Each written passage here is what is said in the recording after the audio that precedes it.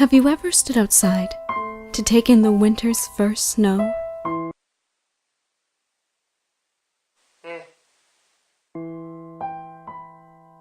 Tasted the crisp air, let the stars of ice fall upon your face? It's truly a gift, winter's gift to us. But once upon a time, no pony knew this gift was there, waiting to be discovered. Well, all except one. Snowdrop.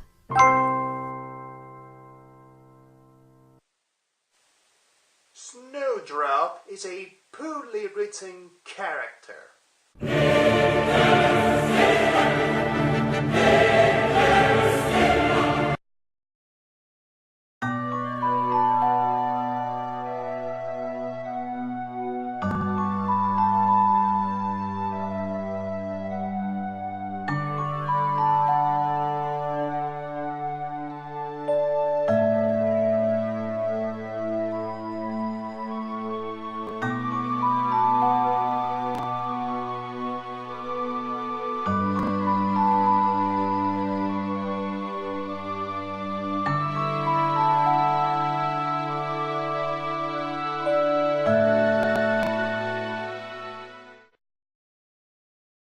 Snowdrop is the Silly Philly Studios' big-time fan project that took over the My Little Pony fandom by a storm of doors.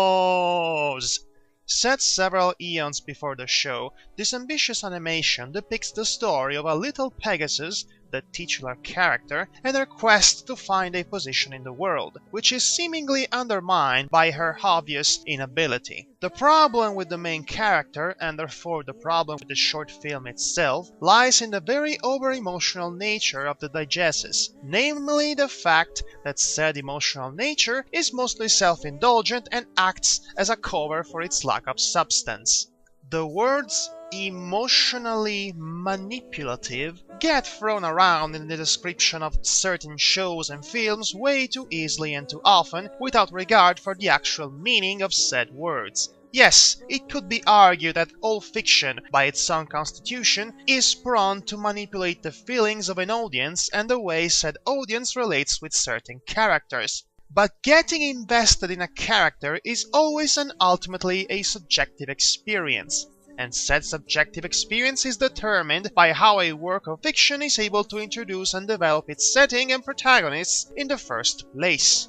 I personally don't find something as infamous as Clannad to be emotionally manipulative, because by the time the various tragedies strike, I'm already familiar with and invested in the individual characters. I've gotten to know their personalities, troubles, and layers beforehand. Snowdrop, on the other hand, or Hoof, doesn't have a real personality, or a properly developed one for that matter. Her character is defined by her obvious physical disability and a series of overly abused cliches taken straight from your average holiday special. Let's see. Eye-rolling voiceover introduction? There's nothing in this world quite so amazing as the first winter's snow. 夢には終わりがある。 Check. Sad music?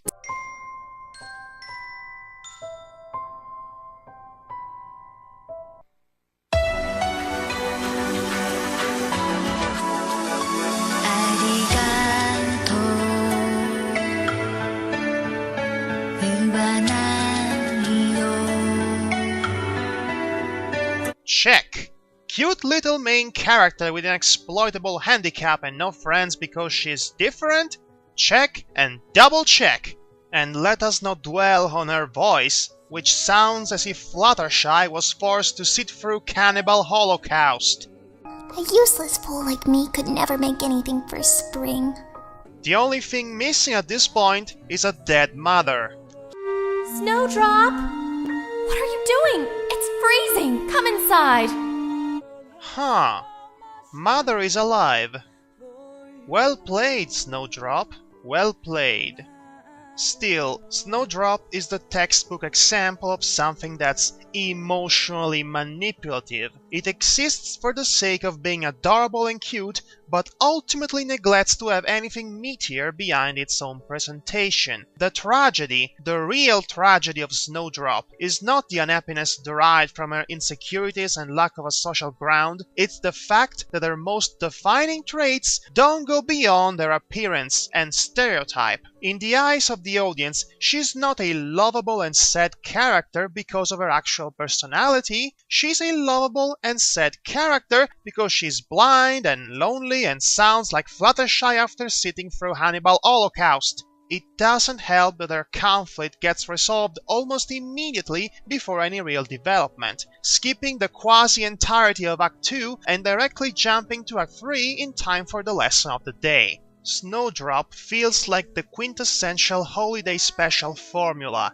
It wants to try and teach an important lesson about finding your path in life through the means of personal expression, which is a good moral in its own right, but gets undermined by its own lackluster execution, too worried over being gratuitously emotional than being substantial. And that's why this is a terrible story with a terrible protagonist who's not cute at all and...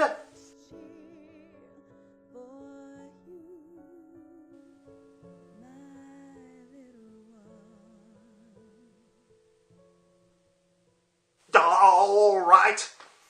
It has some redeeming qualities, I suppose. The saving grace of this short film is the character of Luna, the way she relates with Snowdrop, the quest to find appreciation for what she can do, and the clever parallel that is traced between the two of them and the elements they embody, night and the winter season, the stars in the sky and the snowflakes, all of which don't get too much love. So, if anything, Snowdrop turns out to be an excellent vehicle to develop the Princess of the Night, getting further inside her psyche and understanding a bit more why she will eventually end up becoming fed up with not being appreciated and turning to Nightmare Moon. Just because of that, I would personally have no qualms should Snowdrop ever be accepted in the official canon. It's a good concept and a potentially fascinating element of lore that's begging to be further expanded upon. On that note, I would love nothing more than for Silly Philly Studios to make a sequel of this, focusing more on the friendship between Luna and the little blind Pegasus. And every wish you never knew came true. Goodbye.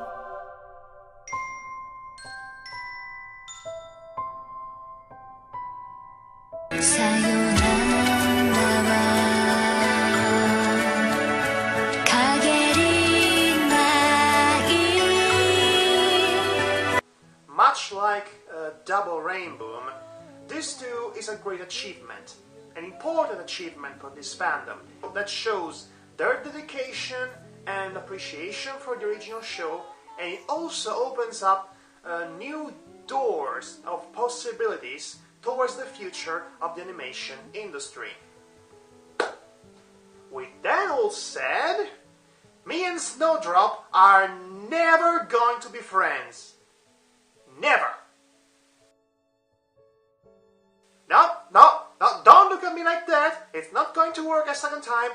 Just stop it, okay? Stop that thing you're doing with your eyes. Stop it. Oh, cannot resist that. Oh, come here, you little rascal.